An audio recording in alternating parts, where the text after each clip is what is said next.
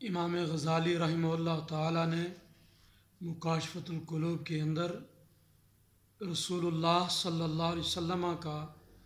یہ فرمان نقل کیا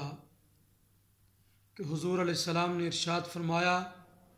ایاکم والغیبۃ، اپنے آپ کو غیبت سے بچاؤ، فإن فیہا ثلاث آفات،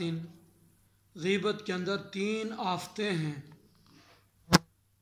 لا یستجاب لصاحبہا دعاء، غیبت کی پہلی آفت یہ ہے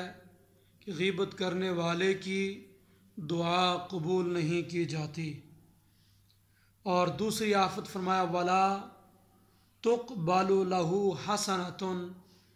اس کی کوئی نیکی اللہ پاک کی بارگاہ میں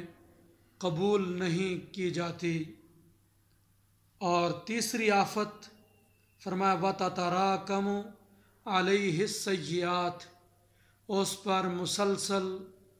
گناہوں کی یلغار ہوتی ہے، وہ آئے روز گناہوں کے اندر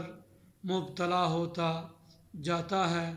تو یہ 3 آفتیں حضور نے بیان کر کے فرمایا کہ غیبت سے بچا کرو۔ یہ غیبت کی نحوست ہے کہ بندے کی نہ کوئی نیکی قبول ہوتی ہے، نہ دعا قبول، اور نہ نیکی کی توفیق ملتی۔